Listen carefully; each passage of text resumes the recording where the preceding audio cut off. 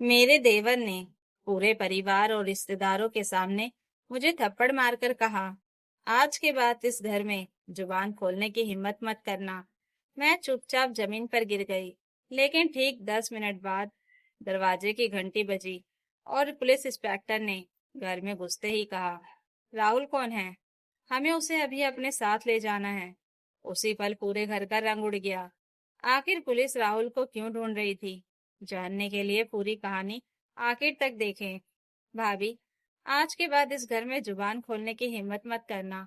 इतना कहकर मेरे देवर राहुल ने पूरे परिवार और रिश्तेदारों के सामने मेरे गाल पर जोरदार थप्पड़ मार दिया। एक पल के लिए मेरी आंखों के सामने अंधेरा छा गया।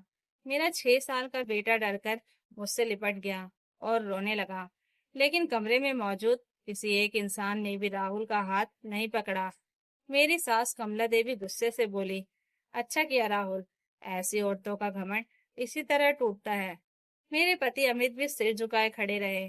उन्होंने एक बार भी यह नहीं पूछा कि आखिर राहुल ने मुझे थप्पड़ क्यों मारा। मेरी गलती सिर्फ इतनी थी कि सुबह मैंने राहुल से कहा था, देवर जी, जिन लोगों के साथ आप रोज लाखों रुपए का ऑनलाइन निवेश कर रहे हैं, पहले उनकी ठीक से जांच कर लीजिए। मुझे कुछ ठीक नहीं लग रहा। मेरी बात सुनते ही राहुल भड़क गया था। उसे लगता था कि वह कुछ ही महीनों में करोड़पति बनने वाला है। उसने पूरे परिवार से पैसे लेकर एक नई इन्वेस्टमेंट कंपनी में लगा दिए थे। सास के गहने गिरवी रखे गए, ससुर जी की एफडी तुड़वाई गई। मेरे पति ने अपनी सारी बचत राहुल को दे दी। यहाँ तक कि मुझसे भी मेरे मायके के मिले गहने मांगे गए। जब मैंने मना किया तो पूरे घर ने मुझे लालची और घर की दुश्मन कह दिया। 3 दिन पहले मैंने राहुल के लैपटॉप पर उस कंपनी के कुछ कागज देखे थे। उन दस्तावेजों में कई बातें ऐसी थीं जो मुझे सगिंदन लगी। मैं अकाउंट्स की नौकरी करती थी, इसलिए नंबरों और कागजों की गड़बड़ी जल्दी पकड़ लेती थी। मैंने अमित को समझाने की कोशिश की, लेकिन उन्होंने साफ कह दिया, राहुल, तुमसे ज्यादा समझदार है, हर बात में कमी निकालना बंद करो। उसके बाद मैंने चुप रहना ही बेहतर समझा।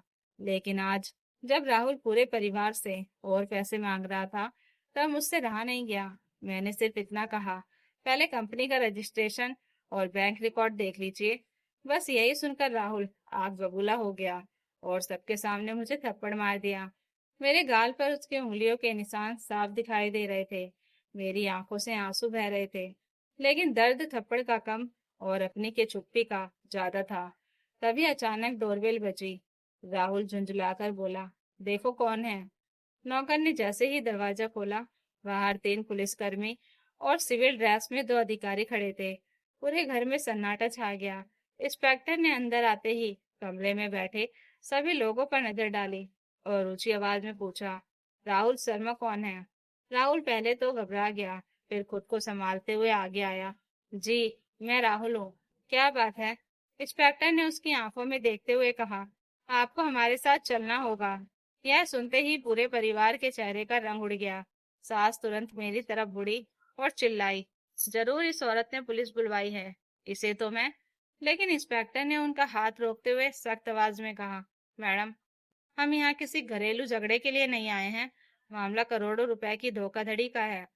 यह सुनते ही राहुल के हाथ से मोबाइल नीचे गिर पड़ा और पहली बार उसके चेहरे पर डर साफ दिखाई देने लगा। इंस्पेक्टर की आखिरी बात सुनते ही पूरे कमरे में ऐसा सन्नाटा छा गया कि दीवार पर लगी घड़ी की टिक टिक तक सुनाई देने लगी। राहुल हड़बड़ाकर बोला, सर, आपसे कोई गलती हुई है। मैं कोई अपराधी नहीं हूँ। मैं तो खुद उस कंपनी में पैसे लगाने वाला निवेशक हूँ। इंस्पेक्टर ने बिना कुछ कहे अपनी फाइल खोली और एक फोटो उसके सामने रख दी। फोटो देखते ही राहुल के चेहरे का रंग उड़ गया। वह फोटो उसी होटल की थी जहां 3 दिन पहले उस इन्वेस्टमेंट कंपनी की सीक्रेट मीटिंग हुई थी। तस्वीर में राहुल कंपनी के मालिकों के साथ मंच पर खड़ा था और नए निवेशकों को जोड़ने की अपील कर रहा था। सास घबराकर बोली, यह तो सिर्फ मीटिंग थी, इसमें क्या गलत है? इंस्पेक्टर ने शांत स्वर में कहा, मीटिंग नहीं मैडम, यह देश के कई राज्यों में चल रहे एक बड़े निवेश घोटाले का हिस्सा है। हजारों लोगों से करोड़ों रुपए लेकर कंपनी रातों रात बंद हो गई है। उसके मालिक फरार हैं और जिन लोगों ने दूसरों का पैसा लगवाया वे भी जांच के दायरे में हैं। इतना सुनते ही ससुर जी सोफे पर बैठ गए। उनके हाथ कांपने लगे। अमित अविश्वास से राहुल को देख रहा था। उसने पूछा, राहुल, तूने तो कहा था कि सब कागज सरकारी मंजूरी वाले हैं। राहुल हकनाने लगा, भैया मुझे भी धोखा हुआ है, मैं भी फंस गया। तभी इंस्पेक्टर ने दूसरा कागज उसकी तरफ बढ़ाया। अगर तुम सिर्फ निवेशक होते तो कंपनी के कमीशन अकाउंट में हर महीने लाखों रुपए क्यों आते? ये बैंक स्टेटमेंट क्या कह रहे हैं? राहुल पूरी तरह चुप हो गया। उसकी नजरें झुक गई। तभी मेरी नजर सेंटर टेबल पर पड़े उसके लैपटॉप पर गई। मैंने धीरे से कहा, इंस्पेक्टर साहब, अगर आप चाहे तो उस लैपटॉप में क्लाइंट्स फाइनल XLX नाम की फाइल भी देख सकते हैं। सबकी नजरें मेरी तरफ घूम गई। राहुल चीख पड़ा, निधि चुप रहो। लेकिन अब बहुत देर हो चुकी थी। पुलिस ने तुरंत लैपटॉप खोला। पासवर्ड डालते ही वह फाइल सामने आ गई। उसमें सैकड़ों लोगों के नाम, मोबाइल नंबर और उनके निवेश की रकम दर्ज थी। सबसे नीचे राहुल का नाम और उसके सामने लिखा था, रेफरेनल कमीशन, रुपए 18,75,000। अमित की आंखें फटी रह गई। सास के हाथ से पानी का गिलास गिर पड़ा। ससुर जी ने कांपती आवाज में पूछा, राहुल, तूने हमसे भी कमीशन कमाया? राहुल कुछ बोल ही नहीं पाया। तभी मैंने अपने पर्स से एक पेन ड्राइव निकाली और इंस्पेक्टर को देते हुए कहा, सर, 3 दिन पहले मुझे कंपनी पर शक हुआ था, इसलिए मैंने सारे ईमेल और दस्तावेज इसमें कॉपी कर लिए थे। मुझे डर था कि कहीं सबूत मिट न दिए जाए। इंस्पेक्टर ने पेन ड्राइव लेते हुए मेरी तरफ देखा और कहा, मैडम, अगर ये रिकॉर्ड सही निकले तो यह पूरे केस का सबसे अहम सबूत हो सकता है। यह सुनते ही राहुल के पैरों तले जमीन खिसक गई। वह अचानक दरवाजे की तरफ भागा। लेकिन राहुल ने जैसे ही भागने की कोशिश की, दरवाजे पर खड़े 2 पुलिसकर्मियों ने उसे पकड़कर जमीन पर गिरा दिया। उसके हाथों में हथकड़ी डाल दी गई। कुछ मिनट पहले जो राहुल पूरे घर के सामने सीना तानकर मुझे थप्पड़ मार रहा था, वही अब डर के मारे कांप रहा था। सास कमला देवी चीख पड़ी, मेरे बेटे को छोड़ दो, उसने कुछ नहीं किया। इंस्पेक्टर ने शांत लेकिन सख्त आवाज में कहा, अगर कुछ नहीं किया होता तो पिछले 3 महीने से हम इसके पीछे नहीं घूम रहे होते। यह सुनते ही पूरे कमरे में सन्नाटा छा गया। राहुल रोते हुए बोला, सर, मुझसे गलती हो गई। मैं सिर्फ लोगों को कंपनी में जोड़ता था, असली मालिक तो दूसरे लोग थे। इंस्पेक्टर ने उसकी तरफ देखकर कहा, गलती नहीं, अपराध। तुम्हारे बैंक अकाउंट में पिछले 3 महीनों में 18,75,000 रुपए कमीशन के आए हैं। हर नए निवेशक के बदले तुम्हें प्रतिशत मिलता था। तुम सिर्फ शिकार नहीं थे, इस गिरोह का हिस्सा थे। ससुर जी के हाथ से चश्मा गिर गया। अमित ने कांपती आवाज में पूछा, राहुल, क्या यह सच है? राहुल की नजरें झुक गई। कुछ पल बाद वह फूट फूट कर रो पड़ा। हाँ भैया, पहले मैंने अपने पैसे लगाए थे, फिर नुकसान हो गया। उसे छिपाने के लिए मैंने आप सबसे पैसे लिए। जब वो भी डूब गए तो कमीशन के लालच में दूसरे लोगों को जोड़ना शुरू कर दिया। अगर मैं लोगों को नहीं जोड़ता तो मेरे पैसे भी वापस नहीं मिलते। यह सुनकर सास की चीख निकल गई।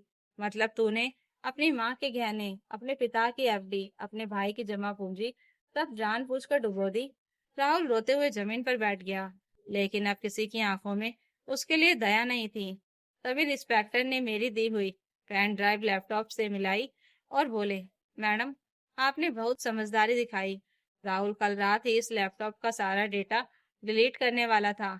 अगर ये रिकॉर्ड हमारे पास नहीं पहुंचता तो अदालत में यह साबित करना मुश्किल हो जाता कि किसने कितने लोगों को फंसाया। फिर उन्होंने पूरे परिवार की तरफ देखकर कहा, एक बात और सुन लीजिए, अगर आपकी बहू ने समय रहते सबूत सुरक्षित नहीं किए होते तो पहली नजर में यही लगता कि पूरा परिवार इस फ्रॉड में शामिल है। बैंक खातों और पैसों के लेन देन की वजह से आप सबकी भी गिरफ्तारी हो सकती थी। यह सुनते ही कमला देवी के पैरों तले जमीन खिसक गई। वह वहीं सोफे पर बैठ गई और सिर पकड़कर रोने लगी। उनकी आवाज कांप रही थी, हे भगवान, जिस बहू को मैं सुबह से कोस रही थी वही हमें जेल जाने से बचा रही थी। अमित की आंखों से आंसू बहने लगे। वह धीरे धीरे मेरे सामने आया। पूरे परिवार और पुलिस के सामने उसने पहली बार मेरा हाथ पकड़ते हुए कहा, निधि, मैंने तुम्हें सिर्फ इसलिए गलत समझा क्योंकि तुमने सच बोलने की हिम्मत की। मैं पति कहलाने के लायक भी नहीं रहा।